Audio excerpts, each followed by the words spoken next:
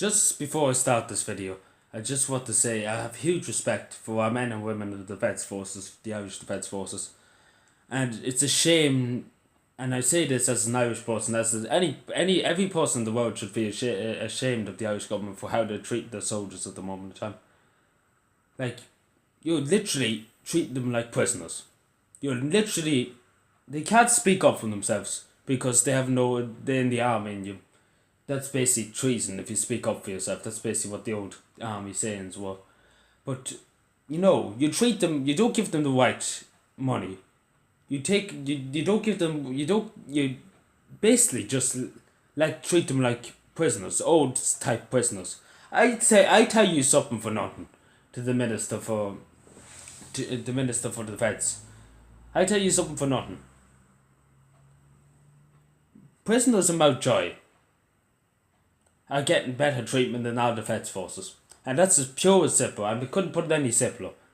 People who murdered, people who cold blood in gangland, robbing old people on the street, people who bankrupted this country, who are walking the streets, are better off than the soldiers can't remember the word. I'm in Irish, can't remember. God, it's gone out of my head. But the Irish Defence Force. So this man who spoke out today, and this is the reason why I'm talking, was a command. It was in the Irish Rangers, which is a very elite. Which I really take my hat off to him for his service in the Irish Rangers, Army Rangers. Sorry, Captain Barry. I hope I said your name right, but he spent 6 years in the elite, and he basically gave up in the Defence Force. I couldn't blame him. I wouldn't blame him, because I said a few months ago to a few people in the Defence Forces, it's best for your families. You're not a traitor to this country, but we don't want to see you homeless. And that's pure and simple what I said to 2 or 3 of them. And they took my advice and they left the Defence Forces because, why should you starve your family to death? And you literally, when you give 6 or 7 years of your life to serve in this country, and the government just, less priorities. Prisoners come first. Mountjoy, gangsters in Dublin come first, giving them the high life, and just leave our defence. Prisoners should be treated well. I understand we're not well, but should be given the basic right. Basic right to a tiny bit of food, a bit of healthcare, and the rest of that. They should be given that right, no matter what they done. But you should treat the people who served this country in Afghanistan, in countries that are war-torn countries. It's not like the Guards. Somebody said, I put this into somebody once, that a Guard knows his community. Let's just take for example, let's just say Galway City.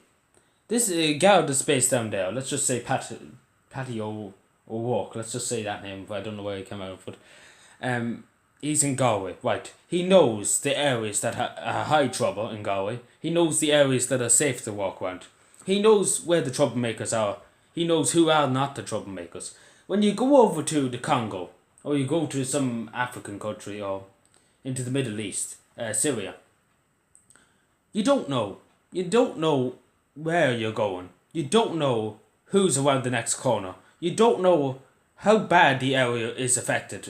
Is the 5 or 6 militias there? Is the people that are against the United Nations on peacekeeping? You don't know. That's as simple as that. And that's the worst thing not to know. You don't know. These soldiers who go over there, they don't know what they're going into. They don't know, because it's not like you're in an army base in Athlone or in Dublin. You just sit down and do nothing. Or just with sleep or train. You don't know. You simply don't know what's going to come at you. Because these are going over the peacekeep. They don't know what's going to happen.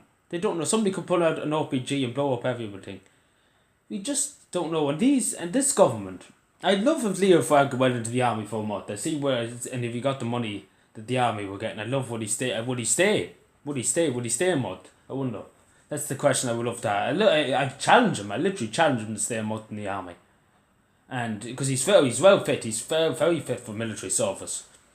And I could say that, and I'm not even a military specialist, but I could say that he's very fit for military service, and he should be in military service if he's, if he says like they're putting it in foot for an Iraq Couts committee, whatever the fuck you call them, who sit down and just gab all day. But that's it should not even be bothered to go near the Public Accounts Committee about this. It should be just like dead right. We definitely have to give them pay. We're going to take it out of the Taoiseach or the President's wage. That's who you should take it out of, the President's wage, Commander-in-Chief of the Army. Well, you tell Michael E. Higgins to join the army for a month and see would he take that pay, because he's getting a big lump of a salary from the hours, I know, and he's getting his pension, and his wife's getting his pension, and he's getting a TD salary, he's getting a teacher's salary too. He's just living the high life, and he wouldn't give a cent to the Defence Forces. The man who is the Commander-in-Chief of the Army. It's pretty sad. You neglect your troops like that. Because I know one thing, if I was president, I know Mary McAleese and Mary Robertson, they were always full-on military, well, not full-on military masterminds, but they always were proud to be head of the army. They always were talking to the soldiers. They always were, I love to be among the soldiers. That's the word I'm trying to use.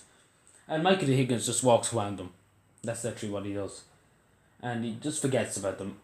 Like, it's just not on. It's really not. The men and women of the Irish Defence Force, they serve battle. They serve extremely battle. Anyway, thank you for watching. Huge respect and huge dedication to the men and women of the Defence Force. And any men and women of the Defence Forces, your country salutes you. Your country stands with you at this time of need. And your country will always support you, no matter if you leave the army now or in 6 months. We will always be here for you, because you are our troops, and you are our people who fight for our freedom. And we will salute you, and salute you, and salute you. And we will never give up on any of our soldiers. Thank you.